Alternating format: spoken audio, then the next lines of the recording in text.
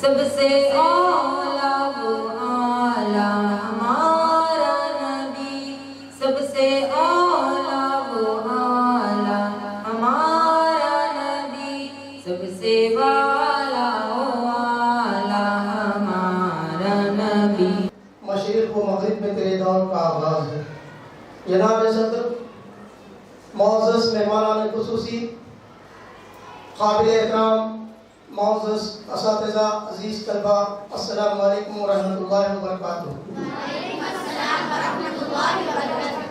بعد السلام، استقبالیہ کی ذمہ داری کے لیے اللہ رب العزت کا شکر ادا کرتا ہوں، اور ساتھ ہی ساتھ ان عنوانات کو جمع کرنے کے لیے بالخصوص قاضی رضوان الرحمان صدیقی مشہور صاحب بانی و صدر بہمنی فاؤنڈیشن کا مشکور ہوں، اور ان کی سوچ کا استقبال کرتا ہوں کہ انہوں نے ایسے موقع پر مختلف فیصلہ کن شخصیات پر مشتمل ایک انتہائی اہم اجلاس منعقد کیا۔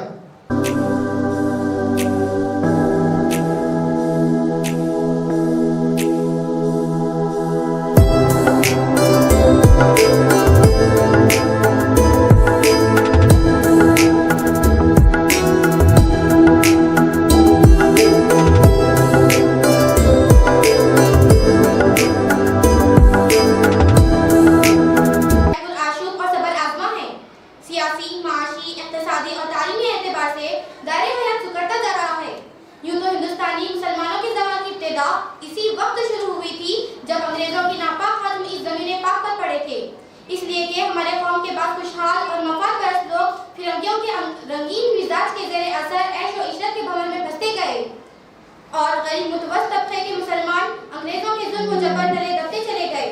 پھر راجا رام موہن رائے کی برہمو سماج، دیانند سرسوتی کی آریہ سماج اور گوئل خوشا سبھا بھی رہی صحیح کسر پوری کرنے کے بعد پہلی شخصیت تھے جنہوں نے انگریزوں کے خلاف جہاد کا آغاز کیا تھا۔ وہ اپنی وفات کے بعد اپنے فرزند حضرت ٹیپو سلطان کے لیے دو وراثت چھوڑ کر اس دنیا سے رخصت ہوئی تھے، ایک تھا تاج و تخت اور دوسرا انگریزوں کے خلاف بہادر جگر اور خطرے کا انتظار۔ ٹیپو سلطان نے دونوں وراثت کو بخوبی سنبھالا، جس کی وجہ سے ٹیپو سلطان کا نام سن کر انگریز ڈر کے مارے تھر تھر کانپتے تھے۔ یہ فائدہ مند ثابت نہ ہوگی، ہندو اکثریت کے بیچ مسلمان ایک کمزور طاقت بن کر رہ جائیں گے، وہ صرف ان کے رحم و کرم پر ہوں گے، ان کے تعلیمی اور ثقافتی مراکز کمزور ہو جائیں گے جن کو انہوں نے ہزاروں سال کی محنت کے بعد سینچا ہے۔ آج اتنے سال بعد گزر جانے کے بعد یہ الفاظ آج اپنی سچائی کے ساتھ سامنے ہیں۔ انہوں نے مذہب کے نام پر منافرت پیدا کرنے والے انسانیت اور مذہب کا دشمن قرار دیا تھا۔ میرا نام ثانیہ اندرت ہے اور میں بیبرزا کالج کی سیکنڈ ایئر اسٹوڈنٹس میں ہوں۔ میں یہاں پر تقریر کرنے کے لیے آئی تھی بہمنی فاؤنڈیشن کی طرف سے، اور میں بہمنی فاؤنڈیشن کا بہت بہت شکریہ ادا کرتی ہوں کہ انہوں نے مجھے اس قابل سمجھا کہ میں اس موقع پر علی لال اسکول کے بچوں کی ہمت افزائی کر سکوں۔ میں بہمنی فاؤنڈیشن کا بہت بہت شکریہ ادا کرنا چاہوں گی، اور ساتھ میں علاؤدین سر کا بھی بہت بہت شکریہ ادا کرنا چاہوں گی کہ مجھے اس قابل سمجھا گیا کہ میں دوسرے بچوں کی انسپریشن بن سکوں۔ اور میں ساتھ ہی ساتھ علی لال اسکول کے تمام اساتذہ اکرام کا بھی شکریہ ادا کرنا چاہوں گی، اور ساتھ ہی مہمانان خصوصی کا بھی بہت بہت شکریہ ادا کرنا چاہوں گی یہاں پر جلسے میں آنے کے لیے اور ہم سب کی ہمت افزائی کرنے کے لیے۔ یہاں پر 3 مضمون رکھے گئے تھے، جس میں سے پہلے تھے مولانا علامہ اقبال، اور دوسری شخصیت ہے حضرت ٹیپو سلطان شہید رحمۃ اللہ علیہ، اور تیسری شخصیت ہے حضرت مولانا ابوالکلام آزاد۔ یہ تینوں بہت ہی بہترین شخصیت تھے۔ السلام علیکم ورحمۃ اللہ وبرکاتہ۔ میرا نام عبدالعمران ہے، میں 10ویں جماعت کا طالب علم ہوں اور ہم علی لال اردو ہائی اسکول میں پڑھتے ہیں۔ آج ہمارے اسکول میں ایک بہت عظیم الشان جلسہ منعقد کیا گیا تھا جو بہمنی فاؤنڈیشن کی طرف سے منعقد کیا گیا تھا۔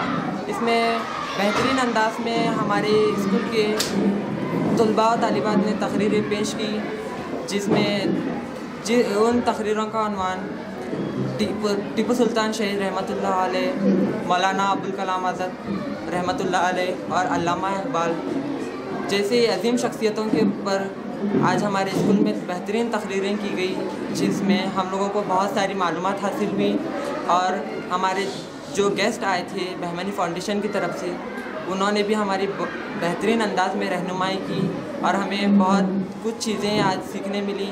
میں چاہتا ہوں کہ آئندہ بھی ایسے پروگرام ہمارے اسکول میں منعقد کیے جائیں اور ہم لوگوں کو ایسی بہترین شخصیت کے بارے میں اور زیادہ معلومات میں اضافہ کیا جائے.